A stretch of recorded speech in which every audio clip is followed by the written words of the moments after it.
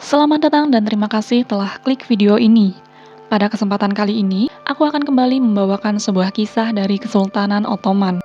Pada video ini, aku akan menceritakan sebuah kisah seorang wanita yang mungkin tidak memiliki kekuasaan besar seperti Hurrem Sultan dan Qasem Sultan.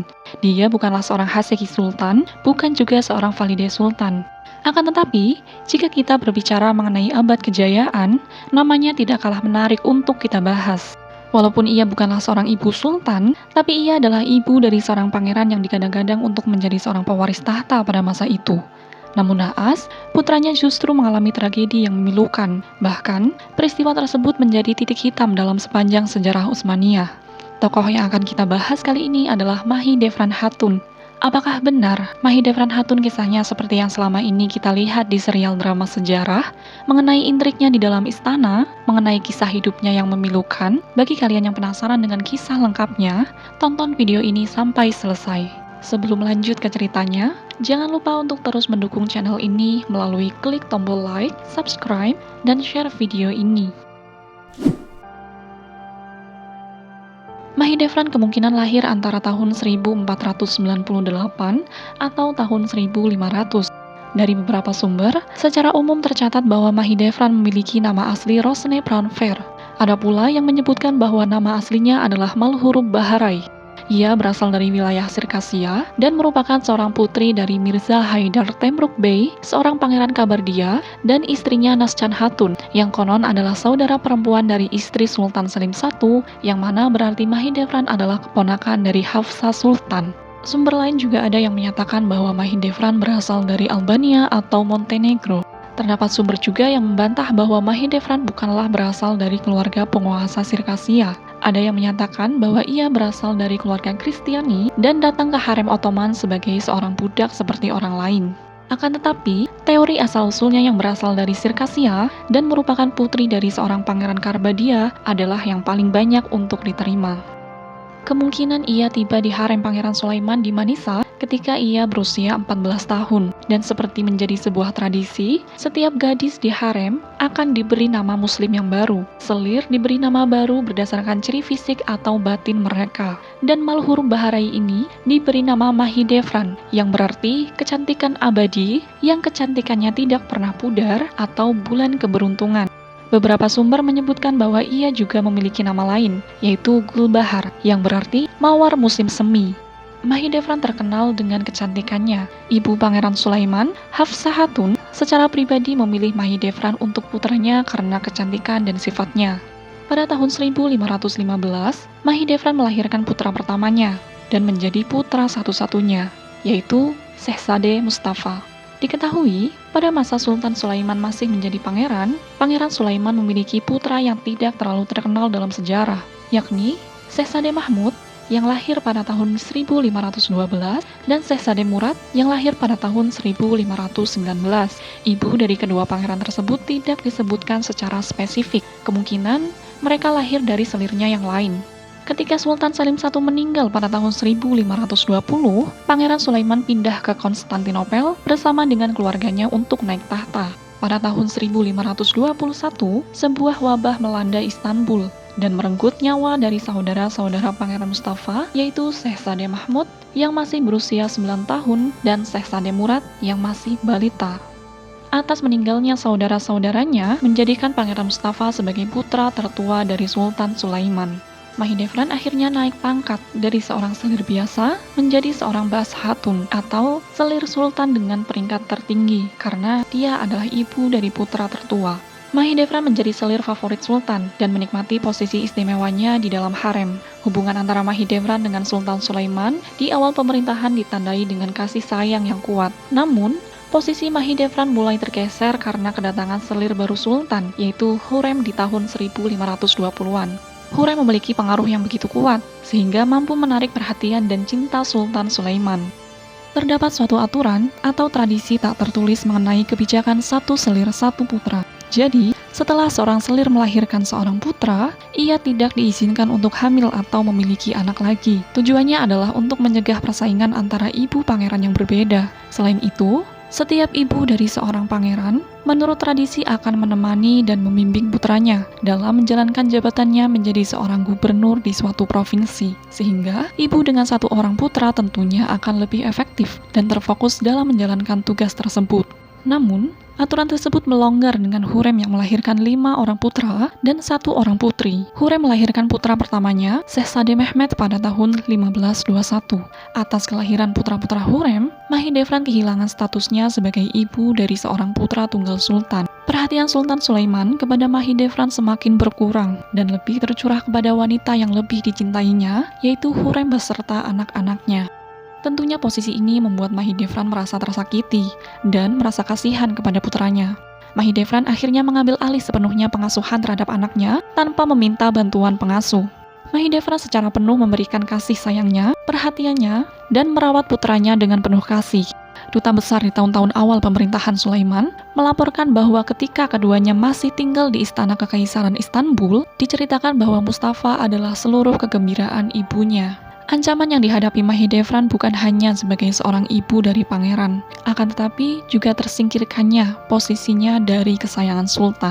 Dalam sejarah, memang terjadi ketegangan antara Mahidevran dengan Hurrem Sultan. Akan tetapi, tidak pernah dalam sejarah mereka tinggal dalam ruangan yang sama. Tidak ada peristiwa perkelahian, peracunan, serangan beruntun yang dilakukan oleh Mahidevran terhadap Hurrem yang seperti diceritakan pada serial drama sejarah. Peristiwa tersebut hanyalah dramatisir yang dilakukan secara berlebihan. Jadi, peristiwa tentang Mahidevran yang kesal kepada Hurrem hingga memukuli Hurrem itu hanyalah dramatisir belaka yang melebihkan ketegangan di antara mereka. Mereka cukup sopan satu sama lain dan tidak pernah menunjukkan permusuhan ketika bertemu. Pada tahun 1533, Pangeran Mustafa menjadi gubernur di Manisa dan sesuai adat, Mahidevran Hatun ikut menemani putranya untuk membentuk dan memimpin harem putranya. Dan kabar mengejutkan datang kepada Mahidevran setahun kemudian. Mahidevran mengetahui kabar bahwa Sultan Sulaiman membebaskan Hurrem dari status budak atau selir dengan menikahi Hurrem secara sah. Sultan juga memberi gelar pertama Haseki Sultan atau permaisuri utama kepada Hurrem, gelar yang sebelumnya tidak pernah ada. Lagi-lagi, Sultan Sulaiman melonggarkan aturan tradisi Kesultanan Utsmani sebelumnya yang tidak menikahi seorang selir atau budak. Kabar tersebut tentunya menghancurkan hati Mahidevran dan memperjelas peluang besar bagi putra-putra Hurrem sebagai pewaris tahta. Akan tetapi, Pangeran Mustafa adalah anak tertua Sultan Sulaiman. Dia juga yang paling populer, bahkan dia sudah populer semenjak Mustafa kecil. Dia dicintai oleh masyarakat umum dan militer, khususnya Jeniseri, selama pemerintahannya di Manisa. Putra Mahidevran ini dikenal sebagai seseorang dengan pendidikannya yang tinggi, kehati-hatiannya, kecerdasannya, kepemimpinannya, kecakapannya, dan seseorang yang karismatik. Kepopuleran Pangeran Mustafa juga tidak lepas dari peran Mahidevran Hatun. Duta besar Venesia mengenang Mahidevran dalam salah satu laporannya.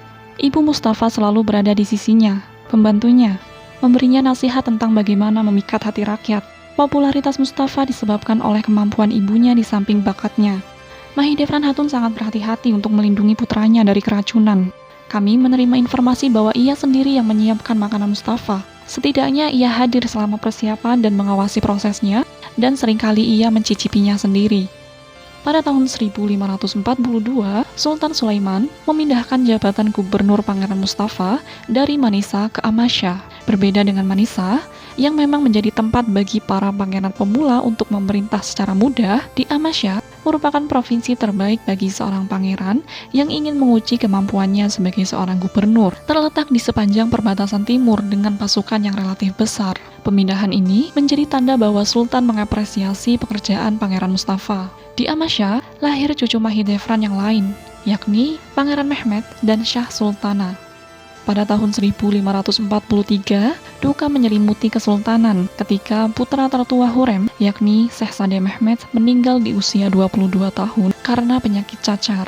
Sering terdapat kekeliruan yang menyebutkan bahwa dalang di balik kematian Pangeran Mehmed adalah Mahidevran Hatun. Namun kenyataannya, Pangeran Mehmed meninggal murni karena penyakit cacar. Kematian Pangeran Mehmed menjadi pukulan besar bagi Sultan yang begitu menyayangi pangeran dan mengharapkannya sebagai pewaris tahta.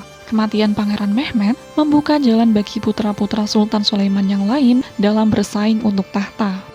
Pada tahun 1553, pada saat Pangeran Mustafa berusia 38 tahun, duta besar Venesia menulis, mustahil untuk menggambarkan betapa ia dicintai dan diinginkan oleh semua orang sebagai penerus tahta.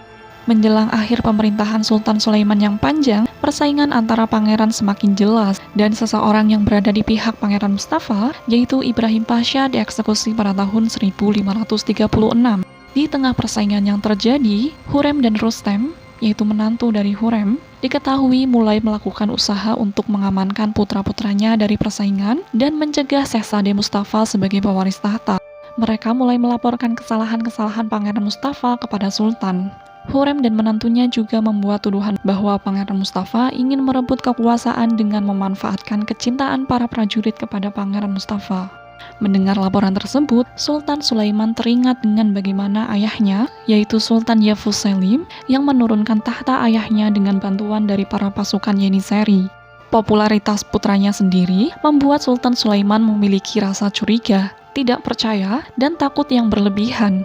Jika Mustafa ingin mencoba menggulingkannya, pangeran akan dapat dengan mudah melakukannya. Setelah menerima semua laporan dan tuduhan yang mengarah kepada putranya, Sultan Sulaiman meminta Pangeran Mustafa untuk datang ke perkemahannya. Mahidevran sebenarnya telah memohon agar pangeran tidak pergi, akan tetapi pangeran ingin membuktikan bahwa dia tidak bersalah atas tuduhan yang mengarah kepadanya. Namun, pada akhirnya, ketika pangeran menghadap Sultan Sulaiman, Pangeran Mustafa dieksekusi mati pada saat itu juga. Banyak yang menuliskan bahwa Pangeran Mustafa adalah korban konspirasi. Dan ada yang menuliskan, ketika kematian Pangeran Mustafa, Mahidevran menangis dengan begitu kerasnya, sampai tangisannya terdengar hingga ke seluruh penjuru Istanbul. Selain mengeksekusi Pangeran Mustafa, putra dari Pangeran Mustafa yaitu Pangeran Mehmed pun dipisahkan dari Mahidevran. Kemudian, Pangeran Mehmed juga dieksekusi mati untuk menghilangkan putra atau penerus dari Pangeran Mustafa. Kehidupan yang sulit dialami Mahidevran setelah eksekusi Pangeran Mustafa. Ia pergi ke Bursa, ke tempat di mana Pangeran Mustafa dikuburkan. Mahidevran hidup dalam kemiskinan. Ia tidak bisa membayar sewa rumah tempat tinggalnya. Bahkan, yang paling menyakitkan, ia tidak bisa menyelesaikan pembangunan makam Pangeran Mustafa. Dan belas kasih datang melalui Pangeran Selim, satu-satunya putra sultan yang masih hidup. Pangeran Selim II menolak dekrit yang menentang Mahidevran, membelikan rumah untuknya di Bursa, menetapkan bayaran bulanan tetap untuknya, dan mengizinkan cucunya untuk tinggal bersamanya. Selain itu, Pangeran Selim II juga menyelesaikan pembangunan makam Pangeran Mustafa.